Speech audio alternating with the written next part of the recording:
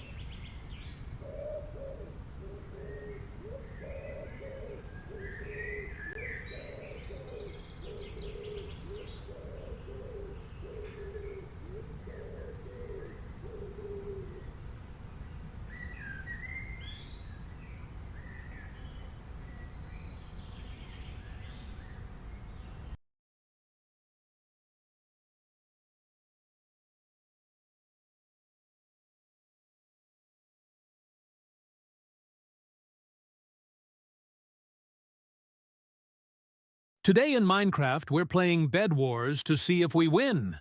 Let's go!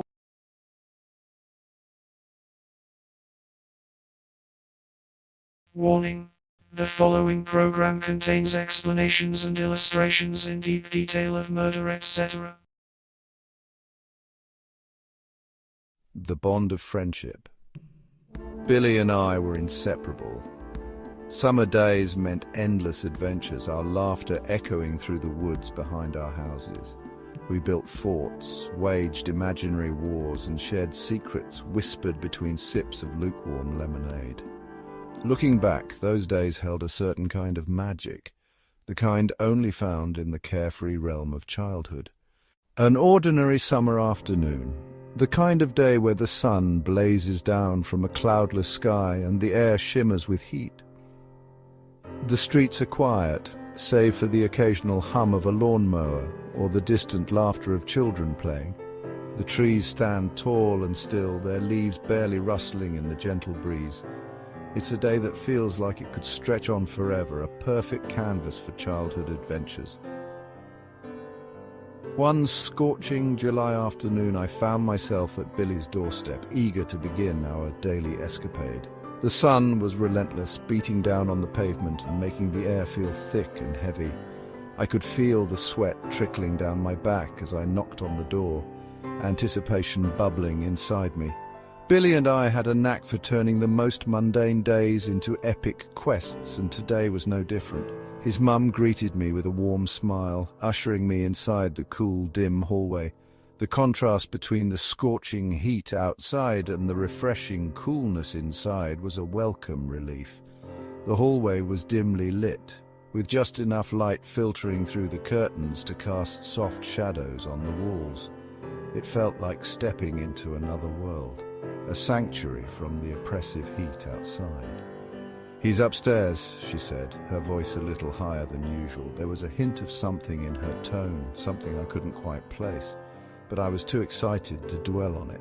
I nodded and made my way towards the stairs, my mind already racing with thoughts of what Billy and I would get up to today. "Just go up, love." I didn't think much of it at the time. Her words were casual, but there was an undercurrent of urgency that I missed in my eagerness. The stairs creaked softly under my weight as I climbed, each step bringing me closer to the familiar chaos of Billy's room. Billy's room, a haven for action figures and comic books, was empty. The room was a testament to our shared love for adventure, with posters of superheroes on the walls and stacks of comic books piled high. But today it felt strangely still, as if it was holding its breath, waiting for something to happen. I could hear his laughter drifting from down the hall. It was a sound that usually brought a smile to my face, but today it felt different. There was a strain to it, a note of something that didn't quite fit. It was as if he was trying too hard to sound happy, and it set off a small alarm bell in my mind. It sounded strained, different somehow. I paused, my hand hovering over the doorknob, trying to make sense of the unease that was creeping up on me. The laughter continued, but now it seemed almost forced, like a mask hiding something else. I took a deep breath, steeling myself for whatever I might find on the other side of the door. Curious, I followed the sound, stopping short at the bathroom door. My heart was pounding in my chest, a mix of fear and curiosity driving me forward. I could hear the water running and Billy's laughter echoing off the tiled walls. I hesitated, my hand trembling as I reached for the doorknob. What was going on in there? Why did his laughter sound so different? I had to know. I had to find out what was happening behind that door. The closed door. "You can't go in there, mate." Billy's dad stood in the doorway, his tall frame blocking my view. His face, usually etched with a playful grin, was serious, his brow furrowed. "Mummy's having a lie down. She's got a bit of a headache." He didn't move, his gaze unwavering. I mumbled an apology, a strange feeling settling in the pit of my stomach. The air felt heavy, thick with an unspoken tension. The laughter had stopped. A silence hangs in the air, the kind of silence that feels almost tangible, wrapping around you like a heavy blanket. It was the kind of silence that made you hold your breath, afraid that even the slightest sound would shatter the fragile stillness. Billy emerged from his parents' bedroom, his face pale. His eyes darted around the room as if searching for something that wasn't there. He looked like he had seen a ghost, and maybe he had, in a way. The shadows seemed to cling to him, making him appear even more fragile and small. He offered a weak smile, but his eyes held a flicker of something I couldn't quite place. It was a look that spoke of secrets and fears too big for a child to carry. His smile didn't reach his eyes, which were wide and filled with an emotion that made my heart ache. It was fear, I would later realize, raw and unsettling. The kind of fear that leaves a mark that changes you. It was a fear that seemed to seep into the very walls of the house, making the air thick and heavy. It was a fear that I could almost taste, bitter and cold. We retreated to his room, the earlier excitement replaced with a strange quiet. The room, once a place of laughter and games, now felt like a sanctuary from the unknown. We sat in silence, the weight of unspoken words hanging between us. The room seemed to close in around us, the walls pressing in with the weight of our shared fear. The house felt different, shrouded in an unnatural stillness. Every creak of the floorboards, every rustle of the curtains seemed amplified in the silence. It was as if the house itself was holding its breath, waiting for something to happen. The familiar comfort of the old house was gone, replaced by a sense of foreboding that made my skin crawl. The playful banter that usually filled our days was gone, replaced by a silence that spoke volumes. It was a silence that told of things unseen, of fears unspoken. It was a silence that seemed to echo through the empty rooms, a constant reminder of the unknown that lurked just beyond the edges of our understanding. The house, once filled with the sounds of our childhood, now felt like a stranger, its silence a barrier we couldn't cross. We spent the rest of the afternoon lost in a board game, the unsettling encounter fading into the background. I was young, oblivious to the horrors that could lurk beneath the surface of everyday life. My parents picked me up later that evening, their voices cheerful as they chatted with Billy's mum. She stood on the porch, her face drawn and pale in the fading light. Her smile didn't reach her eyes. The next morning the news spread like wildfire. Billy's mum was dead, murdered. Her husband, the man who had stood so calmly outside the bathroom door, was the prime suspect. He had confessed, they said, his mind unraveling under the weight of his own darkness. The world tilted on its axis. The normalcy of the previous day, the games, the laughter, all seemed a cruel joke in the face of such unimaginable horror. The memory of that day, of the closed door and the unnatural silence, became a haunting presence in my life.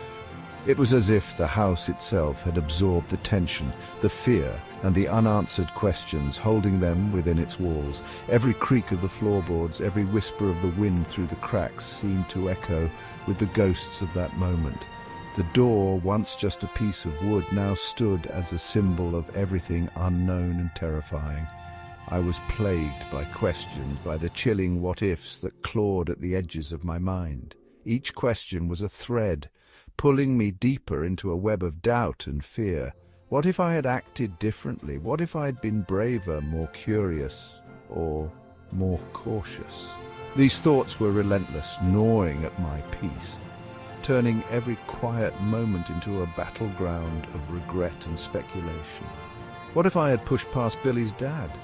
The image of him standing there, a silent sentinel blocking my way, replayed in my mind over and over. His stern face, the unspoken warning in his eyes, all seemed to hold a deeper meaning that I was too young to understand. But now, in the clarity of hindsight, I wondered what lay beyond that door, what secrets were kept hidden from my innocent eyes. What if I had seen? The thought was both terrifying and tantalizing. What if I'd caught a glimpse of the truth, of the darkness that lurked just out of sight? Would it have changed anything? Would it have made me stronger, or would it have broken me? The possibilities were endless, each one more haunting than the last. The guilt was a heavy weight, a constant reminder of my unwitting proximity to something so dark and terrible. It was as if I had been standing on the edge of a precipice, unaware of the abyss that lay just beyond my feet. The realization that I had been so close, yet so oblivious, was a burden that I carried with me, a shadow that darkened even the brightest of days. The carefree innocence of childhood was shattered, replaced by an unsettling awareness of the fragility of life. The world, once a place of wonder and adventure, now seemed fraught with hidden dangers and unspoken fears. The broken toy on the ground, the lonely walk through a desolate area, all mirrored the broken pieces of my own innocence, scattered and irretrievable. The memory of that day, of the closed door and the unnatural silence, became a haunting presence in my life, a constant reminder of the fragility of innocence and the weight of unspoken truths. The years have passed, but the memory lingers, a chilling reminder of the day evil touched my life. It's a part of me now, woven into the fabric of my being. It surfaces in the quiet moments, in the shadows that stretch long at the end of the day. I often wonder about the man I might have been had that day unfolded differently. Would I be haunted by the guilt of not doing more, of not seeing what was hidden behind that closed door? Or would the knowledge of what lay beyond have shattered my innocence prematurely, leaving me forever marked by the darkness? These are questions I will never have the answers to, questions that whisper on the wind, forever unanswered.